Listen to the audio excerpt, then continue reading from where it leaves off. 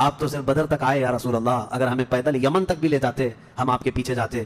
ان کے الفاظ میں سناؤں ایمان تازہ ہو جاتا ہے۔ حضرت مقداد بن اسود کہتے ہیں یا رسول اللہ ہم بنی اسرائیل نہیں ہیں جنہوں نے موسیٰ علیہ السلام سے کہا تھا اے موسیٰ آپ اور آپ کا خدا جائیے قوم جبارین سے لڑیے، ہم یہاں بیٹھ کے دیکھیں گے۔ نہیں یا رسول اللہ ہم امت محمدیہ ہیں، جہاں میرے آقا کا پسینہ گرے گا ہم سب کا خون کا قطرہ وہاں گرے گا، جب تک ہمارے جسم میں آخری قطرہ بھی خون کا باقی ہے ہم میں سے کوئی پلٹنے کا تصور بھی نہیں کرتا۔ مدینے پر حملہ کرنے کے لیے نکل رہے ہیں۔ اصل وجہ سن لیجئے بدر کی اصل وجہ، جب وہ لوگ 1000 کی تعداد میں مکہ سے نکل چکے تھے اور میرے آقا کو یہ خبر مل گئی، مخبر نے آ کر بتایا کہ جنگ کی تیاری سے مدینے کے اوپر حملہ آور ہونے کے لیے نکلے ہیں مکہ کے لوگ، اب نبی پاک صلی اللہ علیہ وسلم نے صحابہ سے فرمایا کہ ان کو مدینے پہنچنے مت دینا، اگر مدینے آ گئے تو مدینے کو توڑ پھوڑ کریں گے، شہر میں داخل ہوں گے، جنگ ہوگی تو کچھ نہ کچھ گھر ٹوٹیں گے، کسی کی آبادی اجڑے گی، کچھ نہ کچھ نقصان ہوگا، لہٰذا ہم خود مدینے سے باہر نکلتے ہیں۔ نبی پاک صلی اللہ علیہ وسلم اب اس ارادے سے اپنے صحابہ سمیت باہر نکلے، اس میں تعداد مختلف روایات کے مطابق 313 314 315 319 اور ایک میں 360 اصحاب بدر کی تعداد پہ الگ الگ روایات ہیں۔ 313 صحابہ کی روایت بہت سارے محدثین نے روایت کی ہے، اور 360 کی بھی روایت ہے، 360 لوگ بھی تھے۔ بہرحال وہ اس طور پر کہ بچے دوسرے لوگ سب ملا کر کے کسی نے شمار کیا اور کسی نے صرف خالص جنگ کرنے والوں کو شمار کیا۔ اس میں سارے بڑے بڑے اجلہ صحابہ ہیں، سیدنا ابو بکر صدیق، سیدنا عمر فاروق، سیدنا حیدر کرار، علی مرتضیٰ رضی اللہ تعالیٰ عنہ، دیگر اصحاب۔ ہاں حضرت عثمان غنی رضی اللہ تعالیٰ عنہ اس میں شامل نہیں تھے، اس کی وجہ یہ تھی کہ حضور صلی اللہ علیہ وسلم کی بیٹی حضرت رقیہ بیمار تھیں، مدینے میں تھی۔ نبی پاک صلی اللہ تعالیٰ علیہ وسلم نے حضرت عثمان سے کہا کہ تم اپنی اہلیہ میری بیٹی کی تیمارداری میں رہو، تمہیں بدر میں شریک ہونے کا برابر ثواب دیا جائے گا۔ حضرت عثمان غنی مدینے میں تھے، اسی وجہ سے آج بھی اصحاب بدر کے ناموں کی جب تلاوت ہوتی ہے نا تو حضرت عثمان کا نام بھی اس میں آتا ہے۔ وہ اگرچہ جنگ میں گئے نہیں تھے لیکن اسماء بدر میں ان کا نام شامل ہے، آپ پڑھ کر کے دیکھنا یا سننا تو حضرت عثمان غنی کا بھی نام ہے، کیونکہ مال غنیمت جب تقسیم ہو رہا تھا تو حضور نے حضرت عثمان کو بھی اس میں سے حصہ دیا تھا۔ خیر، جب نبی پاک صلی اللہ تعالیٰ علیہ وسلم یہ صحابہ کو لے کر نکلے، اب مدینے سے 160 کلومیٹر مکہ کی طرف کا یہ راستہ ہے بدر۔ بدر ایک علاقے کا نام ہے، وہاں ایک کنواں تھا جس کا نام بدر تھا، جس کی وجہ سے اس علاقے کا نام بدر پڑا۔ اب حالات دیکھیں کیسے آزمائش کے بڑھتے گئے۔ میں مختصراً انداز میں آپ کے سامنے رکھوں گا۔ یہ جنگ کا پس منظر تھا، حضور لڑنے کے لیے گئے نہیں تھے بلکہ ڈیفینس کے لیے، کہ مکہ والے نکل چکے تھے۔ اب مکہ والے آ کر جس جگہ پڑاؤ کیے وہ بھی بدر تھا، وہاں کنواں تھا، پانی تھا، اس کے لیے وہاں پر ان لوگوں نے بھی قیام کیا۔ میرے آقا صلی اللہ علیہ وسلم نے بھی اپنا لشکر انداز کر دیا، صحابہ وہاں پر اتر پڑے، سب کے خیمے لگ گئے اور کنویں کے پانی پر بھی قبضہ ہوا۔ اس کے بعد دیکھا صحابہ کے دل گھبرائے ہوئے تھے، کیونکہ حضور صلی اللہ علیہ وسلم اور صحابہ کو جو زمین ملی تھی وہ ریتیلی زمین تھی، بالو کی زمین، پاؤں دھس جایا کرتے تھے، اور کفار مکہ جہاں پر اترے تھے وہ تو سخت سپاٹ فلیٹ زمین تھی، مٹی کی زمین تھی، اور اس میں گھوڑے اچھی طرح دوڑتے تھے۔ یہ ریتیلی زمین پر گھوڑوں کے پیر بھی گھس جاتے اور انسانوں کے بھی۔ اچھا یہ بات بھی میں بتا دوں، کل تعداد صحابہ اکرام رضوان اللہ تعالیٰ علیہ مجمعین کے ساتھ 313 صحابہ میں صرف 4 گھوڑے تھے، 4 گھوڑے، یہ 4 گھوڑوں پر بیٹھ کر کے گئے ہیں۔ کون سوار ہوا ہوگا، کون پیدل چلا ہوگا؟ اور اونٹوں کی کچھ تعداد، اس کے علاوہ تلوار سب کے پاس نہیں، اور جس کے پاس ہے ان کی سبزیاں بھی کٹتی نہیں۔ ان حالات میں تو وہ گئے تھے، نبی پاک صلی اللہ تعالیٰ علیہ وسلم کے ساتھ جب گئے، اب وہاں پر صحابہ اکرام کے دلوں کے اندر تھوڑی گھبراہٹ آنے لگی کہ ہم زمین اس طرح کی ہے، اور تعداد جب ان کی دیکھتے ہتھیار سے لیس تو یہ عرض کرتے کہ کیا ہوگا۔ پہلی جنگ ہو رہی تھی نا، آمنا سامنا پہلی مرتبہ ہو رہا تھا۔ اب نبی پاک صلی اللہ تعالیٰ علیہ وسلم سب صحابہ کو لے کر رات کو بیٹھتے ہیں۔ اب اس میں جو نبی پاک صلی اللہ تعالیٰ علیہ وسلم کے سامنے صحابہ اکرام سے مشورہ ہو رہا تھا، اب وہ ایمان کی بات ہے۔ حضور نے صحابہ کی بات یہ سنی کہ جو مہاجرین تھے وہ یہ کہہ رہے تھے کہ انصار کا تو کچھ گیا نہیں، ہمارا گیا ہے مکہ میں، ہمارے مال لوٹے، ہماری جائیدادیں لوٹیں، انصار مدینے میں رہتے ہیں، مکہ کے کفار نے ان کا تو کچھ بگاڑا نہیں۔ ہو سکتا ہے کہ انصار جو ہے جنگ میں انٹرسٹ نہ لیں، ان کا کیا گیا ہے؟ یہ مہاجرین کی جنگ ہے. انصار جو ہے ہو سکتا ہے انٹرسٹ نہ لیں, وہ نہ آئیں, یہ ان کے دلوں میں بات تھی. حضور پاک صلی اللہ علیہ وسلم نے محسوس کر لیا, کیونکہ 69 انصار صحابہ اس کے اندر تھے. 69 بڑی تعداد ہوتی, 70 صحابہ تقریباً انصار تھے. اب دلوں میں جب یہ بات آئی مہاجرین کے کہ پتہ نہیں یہ لڑیں گے کہ نہیں لڑیں گے, کیونکہ ان کا تو کچھ گیا نہیں ہے نا. جیسے آج لوگ کہتے ہیں میرا تھوڑی نا اس سے کوئی مسئلہ ہے. تو پھر نبی پاک صلی اللہ علیہ وسلم نے رات کے وقت انصار صحابہ کو پہلے بلایا. سب بیٹھے ہوئے تھے, مشورہ کرنا تھا. سید الانصار حضرت سعد ابن معاذ رضی اللہ تعالیٰ عنہ انصار کے سردار تھے. بلایا اور پوچھا کہ تمہارا کیا مشورہ ہے, آپ کا کیا مشورہ ہے جنگ کے سلسلے میں. سنو, حضور پاک صلی اللہ تعالیٰ علیہ وسلم کی بارگاہ میں حضرت سعد بن معاذ سب سے پہلا جواب کیا دیتے ہیں؟ کہتے ہیں یا رسول اللہ صلی اللہ علیہ وسلم, پورے انصار کی طرف سے تو میں ترجمانی کرنے کے لیے کھڑا ہوں, لیکن میرے آقا کیا ہم بھی کوئی پوچھے جانے کی چیز ہیں؟ آپ کے سلسلے میں ہم بھی کوئی پوچھے جانے کی چیز ہیں؟ اور حضرت سعد ابن معاذ کہتے ہیں قسم رب ذوالجلال کی, مدینے سے برق الغماد یمن تک بھی آپ جائیں انصار کا ہر بچہ آپ کے قدموں کے ساتھ ہوگا. آپ تو صرف بدر تک آئے یا رسول اللہ, اگر ہمیں پیدل یمن تک بھی لے جاتے ہم آپ کے پیچھے جاتے. ان کے الفاظ میں سناؤں ایمان تازہ ہو جاتا ہے. حضرت سعد ابن معاذ رضی اللہ تعالیٰ عنہ فرماتے ہیں یا رسول اللہ صلی اللہ علیہ وسلم, آج میں سارے انصار صحابہ کی طرف سے ترجمانی کرتے ہوئے, جس کو کہتے ہیں ریپریزنٹیٹیو, میں کھڑا ہوں, عرض کرتا ہوں میرے آقا اگر کسی کے ذہن میں یہ بات ہے تو وہ نکال دے کہ ہم صرف اپنے وطن میں رسول اللہ کی مدد کرتے ہیں, بلکہ اللہ کے نبی صلی اللہ تعالیٰ علیہ وسلم جس کونے میں جائیں گے انصار کو وہاں حضور پائیں گے. اب حضور کی بارگاہ میں عرض کرتے ہیں آقا آپ کو کل اختیار ہے, آپ کو کل اختیار ہے. اب سنو حضرت سعد ابن معاذ کے یہ بدر کے میدان سے ایک دن پہلے کے الفاظ ہیں, ایک دن پہلے کے الفاظ ہیں. یا رسول اللہ صلی اللہ علیہ وسلم آپ کو کل اختیار ہے, جس کا رشتہ ملانا ہے ملا دیجیے آپ, اور جس کو توڑنا ہے آج ہی آپ فرما دیں, ہم ہمیشہ آخری سانس تک کے لیے توڑ دیں گے. اگر آپ فرما دیں کہ اس کی بیوی اس کے لیے حلال نہیں, اس کا بیٹا نہیں, یا رسول اللہ آخری سانس تک ہم اس سے رشتہ توڑ دیں گے. یہ بدر میں جانے سے پہلے حضرت سعد ابن معاذ کہتے ہیں جس کا رشتہ آپ ملانا چاہیں میرے آقا ملا دیں, اور جس کا ختم کرنا چاہتے ہیں توڑ دیں, اور جس کو موجودہ حالات میں رکھنا چاہتے ہیں میرے آقا پسند فرما لیں, اور ہمارے مال آپ کے لیے حاضر ہیں یا رسول اللہ, اور ہمارے جس قدر منشا ہو قبول فرمائیں. ہاں حضرت سعد ابن معاذ کہتے ہیں ہمارے پاس جو کچھ بھی ہے یا رسول اللہ یہ ہمارا مال حاضر ہے. اب یہ دیکھو ادب کے الفاظ, حاضر ہے یا رسول اللہ, جتنا آپ کو چاہیے ہمارا پورا مال قبول کر لیں اور جتنا چاہے چھوڑ دیں, اور قسم رب ذوالجلال کی جو آپ نے چھوڑ دیا وہ دنیا کی سب سے بری چیز ہے ہمارے لیے, جو آپ نے قبول کیا وہ ہمارے لیے سب سے عمدہ چیز ہے.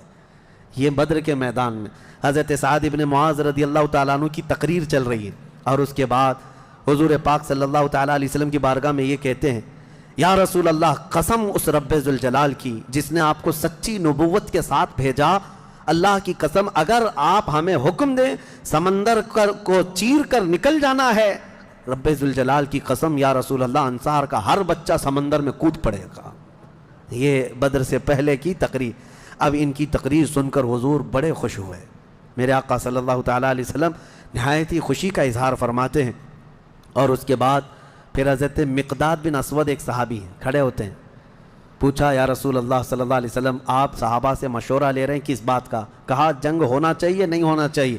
حضرت مقداد بن اسود کہتے ہیں یا رسول اللہ ہم بنی اسرائیل نہیں ہیں جنہوں نے موسیٰ علیہ السلام سے کہا تھا اے موسیٰ آپ اور آپ کا خدا جائیے قوم جبارین سے لڑیے, ہم یہاں بیٹھ کے دیکھیں گے. نہیں یا رسول اللہ ہم امت محمدیہ ہیں, جہاں میرے آقا کا پسینہ گرے گا ہم سب کا خون کا قطرہ وہاں گرے گا. جب تک ہمارے جسم میں آخری قطرہ بھی خون کا باقی ہے ہم میں سے کوئی پلٹنے کا تصور بھی نہیں کرتا. یہ رسول پاک صلی اللہ علیہ وسلم کے چہیتے صحابہ کی تقریریں تھیں, سب کے جذبے جوان تھے, کوئی لوٹنا نہیں چاہتا کوئی پلٹنا نہیں چاہتا. اب صحابہ کو باہر کر کے حضور خیمے میں چلے گئے. اب سنو حضور پاک صلی اللہ تعالیٰ علیہ وسلم جیسی ہی خیمے میں گئے جہاں آج مسجد عریش بنی ہے, اس کو عریش کہا جاتا حضور کے خیمے کو, حضور سجدے میں گر گئے. سجدے میں گرنے کے بعد نبی پاک صلی اللہ تعالیٰ علیہ وسلم اتنا گریہ وزاری کر رہے تھے، اتنا رو رہے تھے سجدے میں حضور پاک صلی اللہ علیہ وسلم. اور جو صحابی ان کی خدمت میں کھڑے تھے وہ کہتے ہیں نبی پاک صلی اللہ تعالیٰ علیہ وسلم کی الفاظ میں سن رہا تھا ابتحالات کو، عرض یوں کر رہے تھے، اے اللہ ایک چھوٹی سی فوج، ایک چھوٹی سی جماعت تیرے دین کی نصرت کے لیے میدان میں اتری ہے. اے اللہ اگر اس جماعت کی تو کل مدد نہ کرے گا تو قیامت تک اس روئے زمین پر کوئی سجدہ کرنے والا نہیں آئے گا. اے اللہ قیامت تک کوئی تیری عبادت نہیں کر سکے گا. یہ محبوبانہ انداز ہے میرے آقا کا، یہ کوئی دھمکی نہیں ہے اللہ کو. رب تعالیٰ کی بارگاہ میں گڑ گڑانا کہ مولا اگر ان کی مدد نہیں کرے گا تو پھر کون تیری عبادت کرے گا. اور اس کے بعد اچانک حضور صلی اللہ علیہ وسلم اٹھے سجدے سے، پیشانی چمک رہی تھی اور حضور مسکرا رہے تھے. دو صحابہ کھڑے تھے، کہا یا رسول اللہ صلی اللہ علیہ وسلم آپ اتنی گریہ وزاری کرتے کرتے بھی مسکرانے لگے. کہا میرے رب نے میری ڈھارس بندھا دی، مبارک ہو، بشارت ہو، میں نے ابھی جبرائیل کو جنگی لباس پہن کر اترتے دیکھا ہے. جبرائیل امین آ گئے ہیں. وہ صحابہ دوڑے گئے، باہر جا کر کہے مبارک ہو، اللہ کے نبی کو مدد آ گئی ہے. ابھی رات کا حصہ گزرا نہیں تھا کہ بارش برسنے لگ گئی. میرے آقا نے فرمایا میرے صحابہ اللہ کی دوسری مدد آ گئی. صحابہ نے پوچھا یہ کیسے؟ کہا جاؤ میدان میں دیکھو، ریت کی زمین پر بارش ہوئی تھی تو ریت پوری جمع ہو گئی، مضبوط ہو گئی، اور کافروں کی زمین پر بارش برسی تو کیچڑ ہو گیا، ان کے پیر پھسلنے لگ گئے، ان کے گھوڑے بدکنے لگ گئے، اور صحابہ کے پیر ریت میں بالکل مضبوط جم کر رہ گئے. حضور نے فرمایا بارش بھی اللہ نے تمہاری مدد کے لیے نازل فرمائے. صبح اٹھتے ہیں، صبح ہوتی، حضور اکرم نہیں رات کے وقت ہی، ابھی رات کا وقت ہے. صحابہ کے دل کی تسلی کے لیے میرے آقا اپنے ہاتھ میں ایک چھڑی لے کر جاتے ہیں میدان میں. صحابہ پیچھے پیچھے ہیں، لکیر کھینچا، حضور نے فرمایا کل یہاں ابو جہل گر کے مرے گا. دوسری لکیر کھینچا اور کہا یہاں عتبہ مرے گا. تیسری لکیر کھینچ کر کہا یہاں شیبہ مرے گا. یہ بڑے بڑے پہلوانوں کے نام حضور گنا رہے تھے. صحابہ دل ہی دل میں خوش ہو رہے تھے. ان کا یقین کامل اتنا تھا نبی نے جو فرما دیا وہ ہو کر رہے گا. رات کے وقت ہی صحابہ کو یہ معلوم تھا ان کفار کے کتنے وکٹ گرنے والے ہیں، کتنے پہلوان زمین بوس ہونے والے ہیں، کتنے موت کی گھاٹ پہنچنے والے ہیں. صحابہ کو یہ معلوم ہو گیا تھا اور دل چوڑے تھے، سینے کشادہ تھے. صبح ہوتی ہے، نبی پاک صلی اللہ تعالیٰ علیہ وسلم ابھی اپنے خیمے میں تھے، عریش میں، میدان بدر کے خیمے میں تھے. ایک صحابی دوڑتے ہوئے آتے ہیں، آ کر کے بارگاہ مصطفیٰ میں عرض کرتے ہیں یا رسول اللہ صلی اللہ علیہ وسلم ہماری تعداد بڑھ گئی، ہماری تعداد بڑھ گئی. حضور پاک صلی اللہ علیہ وسلم سے وہ کہہ رہے ہیں پہلے کافروں کی تعداد اتنی زیادہ تھی، 1000 کی تعداد. صحابہ دیکھتے گھبرا جاتے، اور اس پر وہ کمینے کیا کر رہے تھے؟ رات بھر ناچ رہے تھے، گانے گا رہے تھے، کباب بھون رہے تھے اور نعرے لگا رہے تھے جیت ہماری، جیت ہماری، جیت ہماری، جیت ہماری. ان کے الفاظ تھے، اشعار گنگنا رہے تھے، اور رات بھر کھانا پینا، رقص، سرور، ڈھول باجے سب چلتا رہا. اور ادھر صحابہ عبادت میں مصروف ہیں، اللہ کی بارگاہ میں گڑ گڑا رہے ہیں. اور صبح جب ہوئی تو ایک صحابی دوڑتے ہوئے آئے، کہا میرے آقا ہماری تعداد بڑھ گئی ہے، 313 نکلے تھے لیکن میدان میں بہت زیادہ ہو گئے ہیں ہم لوگ. حضور پاک صلی اللہ علیہ وسلم نے فرمایا میرے چہیتے جاؤ، وہ ہماری تعداد نہیں، اللہ کے ملائکہ آ چکے، اللہ کے فرشتے آ چکے تمہارے اس فوج کے اندر. صحابہ کہتے ہیں جب میدان میں ہم اترے، اب یہ 17 رمضان المبارک جمعہ کا دن تھا، یوم البدر، یوم الفرقان جس کو کہتے ہیں. میرے عزیزو، اسلام کی عظیم تاریخ پنہاں ہے، اس میں عظیم تاریخ پنہاں ہے. نبی پاک صلی اللہ تعالیٰ علیہ وسلم کی طرف سے میدان بدر میں سب سے پہلے اترنے والے کون لوگ تھے؟ سب سے پہلے نبی پاک صلی اللہ تعالیٰ علیہ وسلم کی طرف سے حضرت امیر حمزہ رضی اللہ تعالیٰ، دوسرے حضرت ابو عبیدہ بن جراح، تیسرے حیدر کرار شیر خدا علی مرتضی رضی اللہ تعالیٰ عنہ. یہ تینوں حضرات اترے، اور ان کے مقابل میں جو کفار آئے تھے وہ اپنے اپنے وقت کے بڑے بڑے پہلوان تھے. بڑے بڑے پہلوانوں کو انہوں نے اتارا تھا میدان بدر میں. اور جب مقابلہ ہوا تو سب سے پہلا وار حضرت امیر حمزہ کا سامنے والے پر پڑا، وہ گاجر کی طرح کٹ کر گر گیا ایک ہی وار میں. حضرت ابو عبیدہ بن جراح زخمی ہوئے، سامنے والے سے تھوڑے زخمی ہوئے، پھر حضرت حمزہ نے وہ بھی محاذ سنبھالا اور ان کے مقابل کو بھی مار کر گرایا. ادھر حضرت علی کرم اللہ وجہہ الکریم کی عمر کم تھی، اس وقت ان کی عمر زیادہ نہیں تھی، 22 سال کی عمر یا 25 سال کے اس وقت کی عمر تھی حضرت علی کرم اللہ وجہہ الکریم کی. اس وقت حضرت علی جب آئے بالکل جوانی یعنی 20-22 سال کی عمر، مولا علی کرم اللہ وجہہ الکریم نے اس سے جب مقابلہ کیا تو ذوالفقار حیدری نے ایسا ضرب لگایا کہ اس کی لوہے کی ٹوپی کاٹتے ہوئے 2 ٹکڑے ہو گئے۔ پہلی مرتبہ بدر کے میدان میں آواز آئی تھی سارے صحابہ کی اللہ اکبر، یہ نعرہ تکبیر تھا جو سب سے پہلے بلند ہوا۔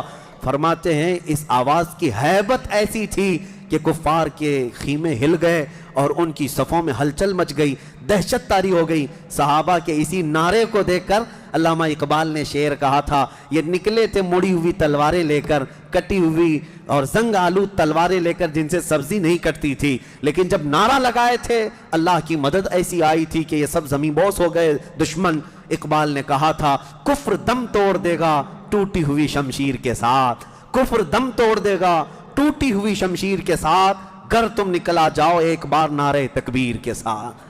یہ انہی صحابہ کا نعرہ تھا جب انہوں نے پہلی مرتبہ بلند کیا۔ یہ لڑائی چلتی رہی شام تک، شام ہونے نہ پائی، دوپہر تک اس لڑائی کو پہلے ایک کے بعد دیگرے، اس کے بعد پھر گھماسان کی لڑائی ہوئی۔ لیکن کفار مکہ میں سے کچھ لوگ کہتے ہیں ہم تو بڑے حوصلوں سے آئے تھے لڑنے کے لیے، بڑے حوصلوں سے آئے تھے، جن کو یہ مدینے میں مکہ میں پکڑ کے مارتے تھے وہ آج ان کے مقابل میں تھے، کوئی کسی کا غلام تھا، کوئی کسی کا رشتہ دار بھی تھا، لیکن مقابلے میں جب آئے وہ کفار مکہ کہتے ہیں ہم تو بڑے ہمت کے ساتھ لڑنے کے لیے آئے تھے، لیکن جب ہم لڑنے جا رہے تھے تو ہمارے مقابل میں اجنبی لوگ آ رہے تھے، اجنبی لوگ آ رہے تھے، اور ان کی ہیبت ایسی طاری ہوتی کہ ہم نے ان کو نہ مکے میں کبھی دیکھا تھا نہ مدینے میں کبھی دیکھا تھا۔ یہ وہ بدری ملائکہ تھے جو جبرائیل امین کی سپہ سالاری میں آئے تھے۔ اب یہاں ایک بات میں بتانا چاہتا ہوں، ایک فرشتہ اتر جائے کافی ہے۔ آپ کو پتا ہے قوم شعیب جب نافرمانی کر رہی تھی تو اللہ تعالیٰ نے عذاب کیا بھیجا تھا؟ جبرائیل امین علیہ السلام کو اتارا تھا، انہوں نے ایک چیخ ماری تھی، چنگھاڑ، اور ان کی آواز کی ہیبت سے جتنے پہاڑوں میں تھے یہ قوم شعیب سب کے بھیجے کانوں سے نکل آئے تھے اور زمین پر گر کر مر گئے تھے۔ تو یہاں جبرائیل امین اکیلے آ جاتے، صرف آواز لگاتے، کسی کو تلوار اٹھانے کی بھی ضرورت نہیں، یہ 1000 پورے کیڑے مر جاتے۔ لیکن یہ وجہ کیا ہے؟ مفسرین نے فرمایا یقیناً ایک فرشتہ بھی مدد کے لیے کافی ہوتا، لیکن اللہ نے بدر کے میدان میں 5000 فرشتے اتارے، یہ عظمت مصطفیٰ کے لیے، یہ رسول اللہ کی عظمت کے لیے۔ کبھی کبھار تعداد جو ہے وہ شان بتانے کے لیے ہوتی ہے، عظمت بتانے کے لیے ہوتی ہے۔ ہاں ایک جھنڈا کافی ہوتا ہے، لیکن کبھی 10 جھنڈے لگاؤ تو اس کی عظمت بڑھ جاتی ہے۔ ہاں 2 باڈی گارڈ کافی ہوتے ہیں، لیکن 10 کھڑے ہو جائیں تو اس کی ہیبت اور طاری ہوتی ہے۔ یہ ایک انسانی ذہن بنا ہوا ہے۔ اللہ تبارک و تعالیٰ نے اپنے محبوب کی عظمت شان کی وجہ سے 5000 ملائکہ کو اتارا۔ اب یہ جنگ ہوتی رہی، اس میں صحابہ تو لکڑیوں سے جنگ کرتے رہے، سب تلواروں سے نہیں، کچھ صحابہ تو لکڑیوں سے جنگ لڑتے رہے، اور لکڑیوں سے ہی کئی کو مار کے گرایا، اور 70 جو ہے موت کے گھاٹ اتر گئے، اور اس میں معمولی 70 نہیں تھے، بڑے بڑے گرو گھنٹال تھے، جتنے بھونکتے تھے مکہ میں بیٹھ کر۔ ابو جہل مر گیا، حضرت بلال حبشی کا آقا امیہ بن حرب وہ مر گیا، اور کئی ایسے بڑے بڑے عتبہ شیبہ جیسے بڑے بڑے کافر، یہ سب کے سب موت کے گھاٹ اتر گئے۔ بدر کی ایک لڑائی ایسی کہ اچھوں کی جڑ کاٹ کر رکھ دیا۔ اب یہاں پر حضور پاک صلی اللہ تعالیٰ علیہ وسلم کا رحم بھی دیکھیں، حضور ملاحظہ فرما رہے تھے، جب امیہ گر کر زخمی ہوا تھا، حضور نے جو صحابی لڑ رہے تھے کہا کہ روک دو اس کو۔ امیہ جو لڑ رہا تھا وہ بڑا ہٹا کٹا پیسہ والا مکہ کا بڑا آدمی تھا، تو جو صحابی لڑ رہے تھے انہوں نے گرا دیا، وہ زخمی ہو کر گرا، حضور نے فرمایا چھوڑ دو اس کو، وہ صحابی ہٹ گئے۔ حضور نے فرمایا بلال حبشی کو بلاؤ۔ بلال کہاں ہے؟ بلال آئے، کہا اے بلال آؤ، جتنا اس نے تڑپایا تھا خوب آج تم بدلا لو اس کے ساتھ، کیونکہ یہی وہ تھا جو حضرت بلال کو ایک ڈرم میں ڈال کر دن بھر رکھتا تھا، لوہے کی ایک ٹاکی بنا کر اس میں ڈال کر اوپر سے ڈھکن ڈال کر گرم دھوپ میں ان کو ایسی رکھ دیتا تھا، بغیر کھانا پانی دیے شام تک ان کو کھولا جاتا تو ان کا جسم پورا اجمرا ہو جاتا تھا، ان کی پیٹھ ایسی گل گئی تھی انگاروں میں سلانے کی وجہ سے کہ ریڑھ کی ہڈی دکھتی تھی۔ یہ حضرت بلال کے ساتھ کیا تھا، حضرت بلال حبشی نے مار کر اس کو ختم کیا۔ عدو اللہ، اور حضرت بلال مارتے وقت کیا کہہ رہے تھے یہ بھی سنیے، یہ صحابہ کا جذبہ ہے۔ کہتے ہیں اس کو قتل کیا اور یوں کہا انت عدو اللہ و عدو رسولنا، میں نے تجھے مار دیا ہے اس لیے کہ تو اللہ کا اور میرے حبیب کا دشمن تھا، یہ نہیں کہ مجھے تڑپاتا تھا، یہ نہیں کہ تو نے مجھے بہت مارا ہے اب چکھ لے مزہ۔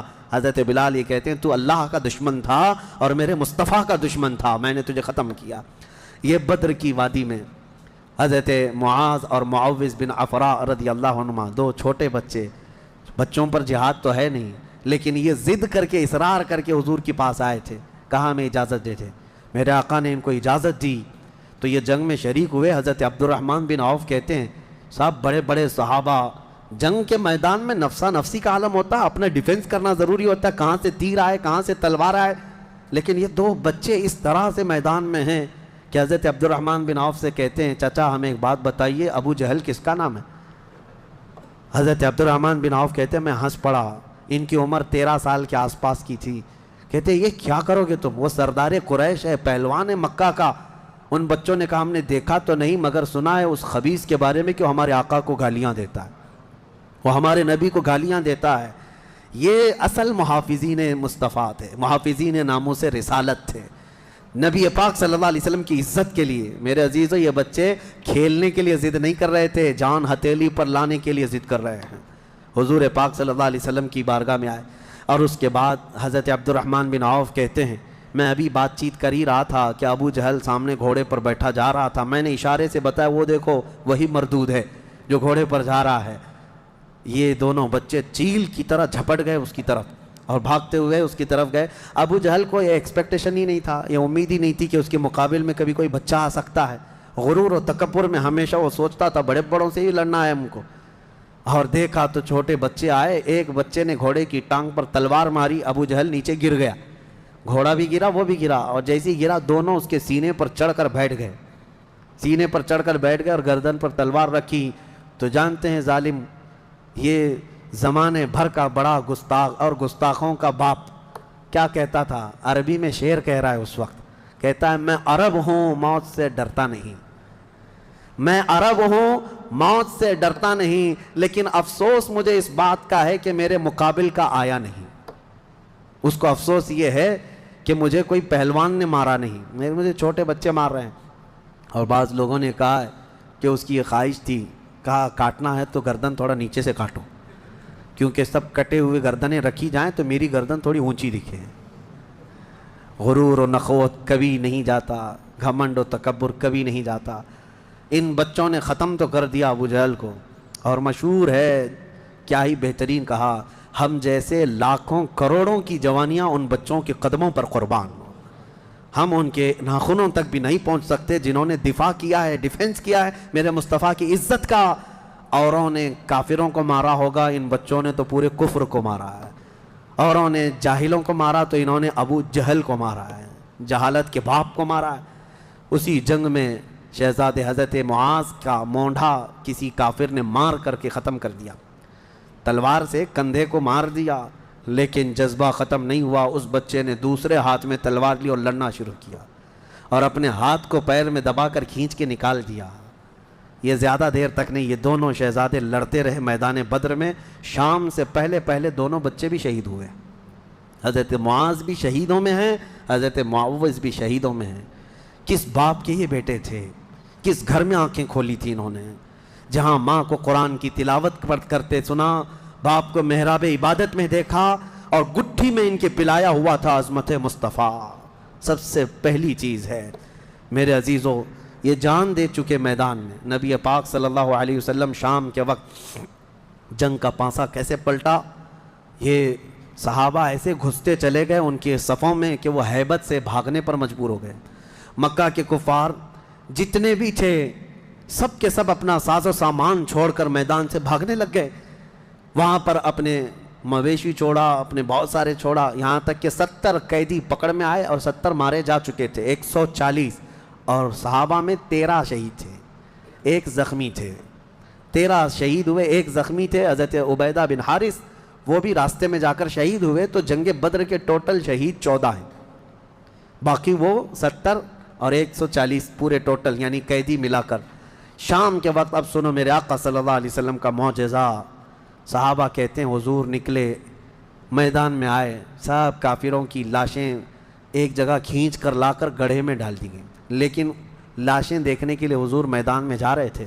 صحابہ کہتے ہیں قسم خدا کی ہم نے دیکھا حضور نے جس کے لیے جو دائرہ کھینچا تھا وہ کافر وہیں گر کے مرا تھا, ایک بال بھی باہر نہیں تھا. حضور نے جس کے لیے لکیر کھینچا تھا وہ کافر اسی میں گر کر مرا ہوا تھا. حضور نے جو نشان بنایا تھا ابو جہل وہیں مرا ہوا تھا, عتبہ وہیں مرا ہوا تھا, شیبہ وہیں مرا ہوا تھا. آج کے منافقین کے لیے بھی یہ درس ہے.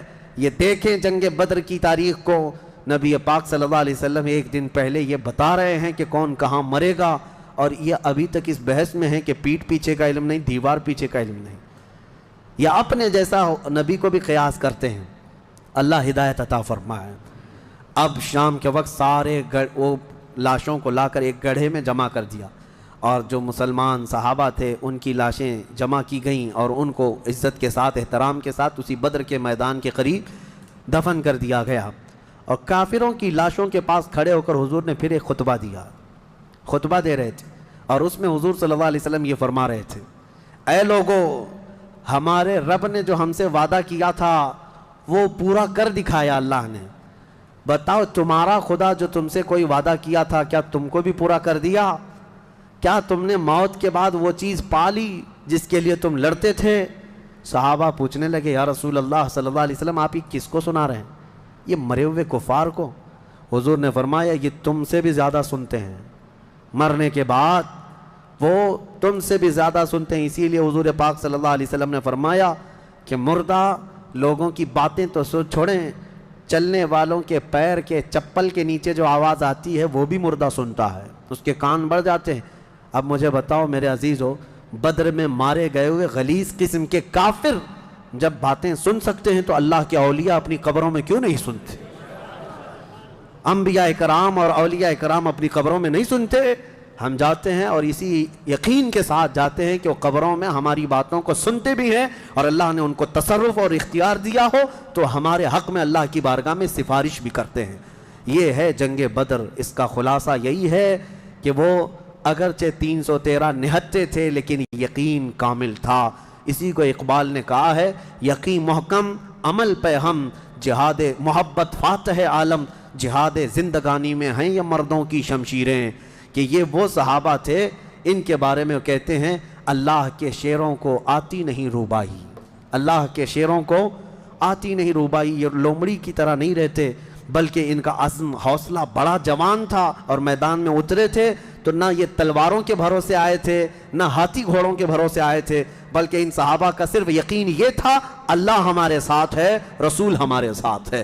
اے مومنوں, آج اس بدر کی تاریخ کے بعد میں آپ سے بھی یہی کہنا چاہوں گا, آج جتنے بھی ابو جہل ناچ رہے ہوں ان کو ناچنے دو اور پکار کر کہو ان اللہ معنا, بے شک اللہ ہمارے ساتھ ہے, بے شک اللہ ہمارے ساتھ ہے. آزمائش ہوگی, امتحان ہوگا, کچھ تو مریں گے کچھ تو کٹیں گے, لیکن غلبہ حق کا ہی ہوگا. حل الحق یعلو ولا یعلی علیہ, فرمایا گیا حق ہمیشہ بلند ہو کر رہے گا, اس کے اوپر کوئی غالب نہیں آئے گا. ہو سکتا ہے صدیوں تک اس کو کوئی پکڑ کر کے رکھے, حق کو گرفتار کر کے رکھے, لیکن کبھی بھی وہ اس طرح نیست و نابود نہیں کیا جائے گا. قیامت تک حق کو بلند ہونا ہے. اللہ کریم ہم سب کو حق جماعت کے ساتھ زندہ رکھے اور ہمیں غلبہ اسلام کا وہ سنہرا دور عطا فرمائے, جب ہم دیکھیں ہمارے ہر گھر سے آواز آئے لبیک یا لبیک یا لبیک یا